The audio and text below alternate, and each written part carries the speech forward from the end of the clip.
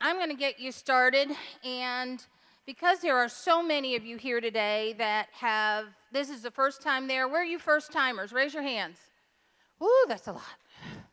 Okay, usually we like to answer questions that you've sent in, and so Dr. Law and I are going to kind of give you a little Dementia 101 and answer some very basic questions consistent with the questions that you've asked us, so it's easier for us to do a short presentation.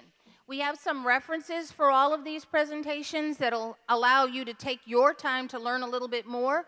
You're not going to get all the answers today, but we have all kinds of references for you later.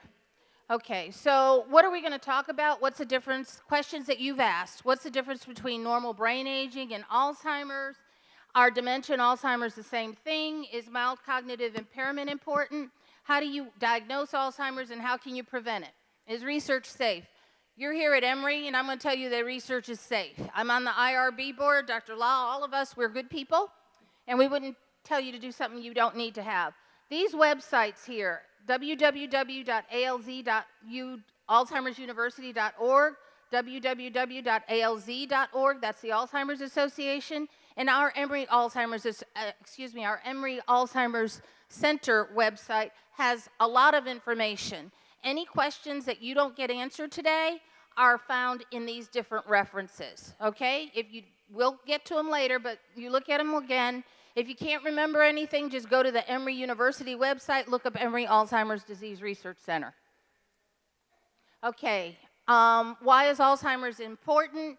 Because it's the most expensive chronic disease for which we have no cure and for which there's a lot of disability, there's a lot of federal funds that are exerted to pay for this. The red stripe is where care for people with Alzheimer's is. And heart disease and other things, you have higher rates of death from these things, but Alzheimer's costs quite a bit. What are the socioeconomic impacts of Alzheimer's? Well, it's the 6th leading cause of death for persons over the age of 65. For African Americans, it's the 4th leading cause of death. I won't get into all the caregiving costs, but suffice it to say that almost $220 billion is spent on caregiving. Unpaid caregivers. If you're a caregiver, that's a shout out to you. You don't get paid for what you do. Alzheimer's is the most costly illness, again, that has no cure in the United States. Here in Georgia, we estimate we have about 150,000 people who have Alzheimer's. Most prevalent age group more prevalent, where the disease is more prevalent, are the people over the age of 80. We think that here in Georgia, there are really about 500,000 people who have a diagnosis of Alzheimer's and related dementia, but they don't have a diagnosis because a lot of times they don't have a doctor.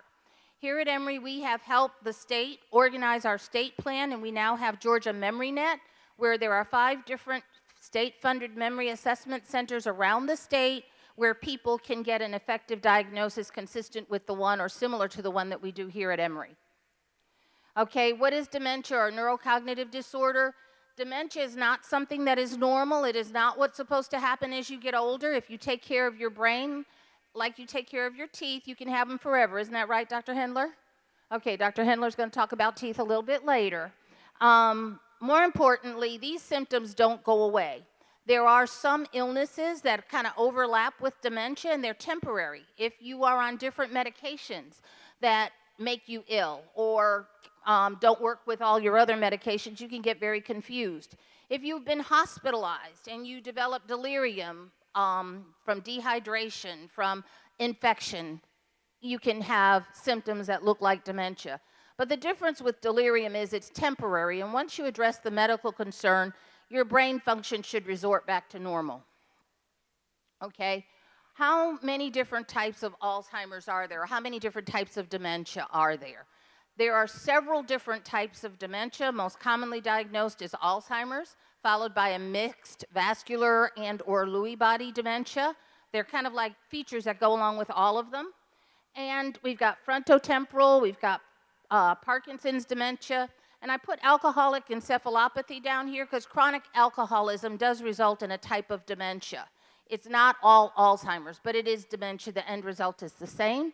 And then chronic traumatic encephalopathy. This is what you get when you have lots of head injury. And it's not just athletes who get this.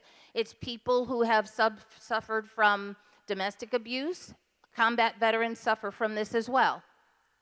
Okay, this is a pie chart that shows you the kind of like the distribution of the different types of dementia. Remember, dementia is the broad term, and there are different types underneath. Like we all came here in a car, but we all came here in a different car, right?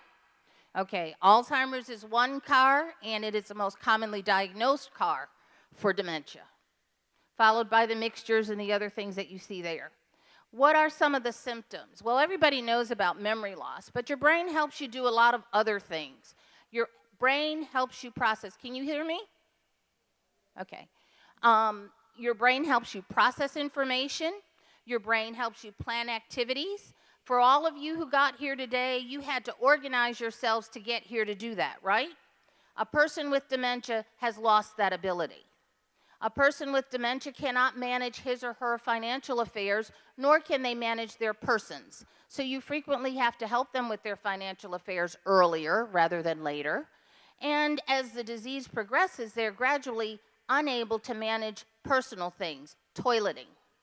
Now, toileting as you get older with respect to dementia is kind of like a behavior. You no longer recognize the neurologic symptoms or urges that tell you you have to urinate and you defecate. That's why so many people with dementia are incontinent.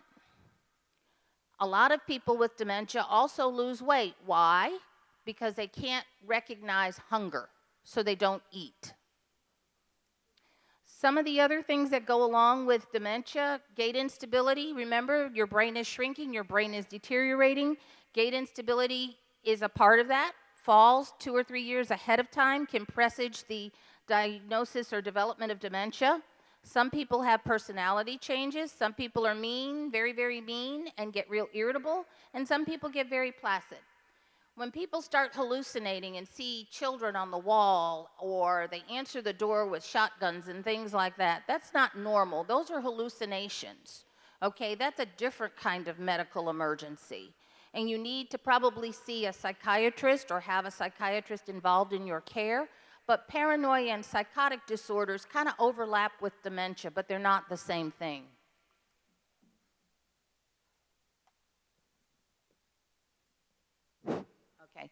Some of the behaviors. The most common behaviors that usually bring people into the doctor's office are wandering, getting up at all hours of the night to pace back and forth, hallucinations. People develop compulsive spending habits and get really paranoid about their money. A lot of people have driving difficulties. They don't recognize their familiar routes. They get lost in familiar routes. And they have more car accidents because they can't see where they're going and they don't understand that they're doing something incorrectly. How do you address these behaviors? Well, I hope that you seek out the care of a competent physician, certainly to look out for some of the medical things, but there are other persons that you need to involve in the care of somebody who's developing dementia. It's not just the doctor. It's also people like social workers who can help you organize your home life and help you identify the services that you might need to help take care of your family members.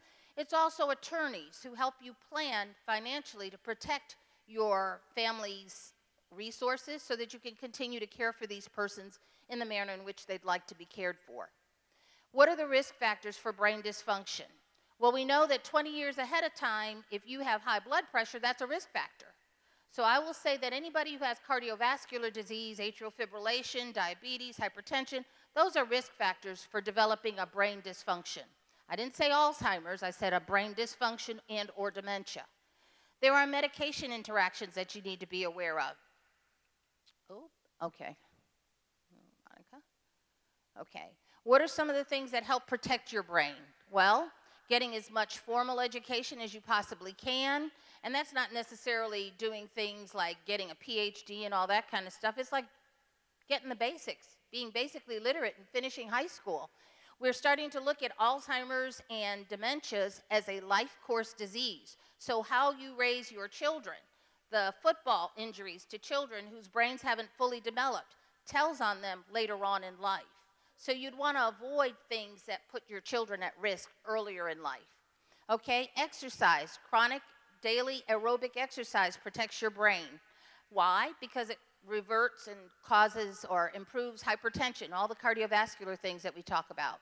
Statins, if you're at risk for, If you're at risk for heart disease, you have a high cholesterol, you probably need to take a statin.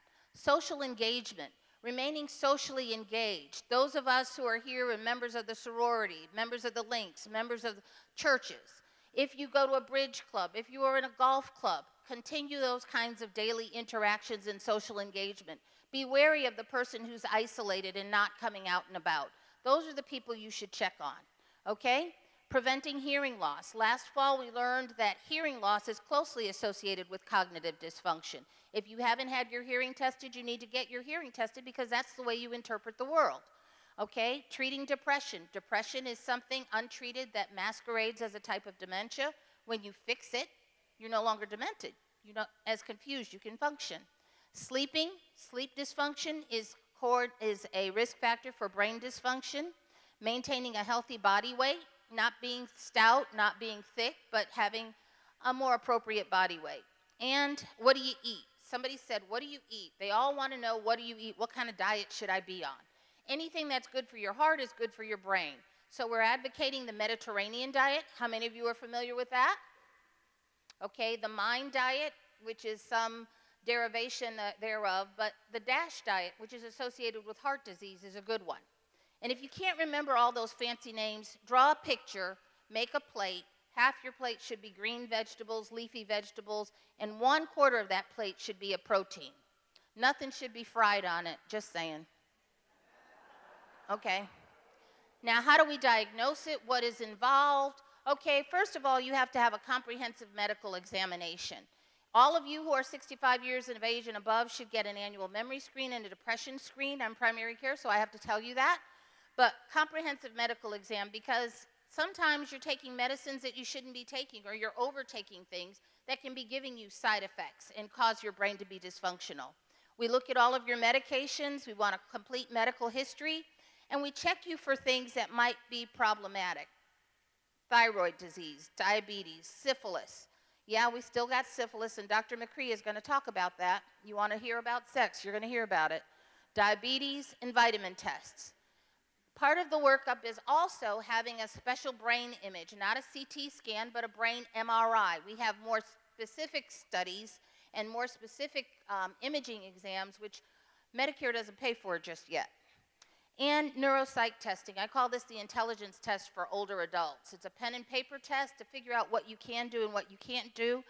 And our favorite here is spinal fluid examination, lumbar puncture, okay? You in research don't really want to do one, but I just need to let you know that for diagnostic purposes in this center, you're going to get a lumbar puncture to get cerebrospinal fluid looked at. Why? Because the protein precursors that are associated with Alzheimer's are found in your cerebrospinal fluid. So diagnostically, that's what we do. In research, that's what we do, because that's how we measure. That's kind of like the gold standard for measuring whether you have the disease or you do not, in terms of the pathology.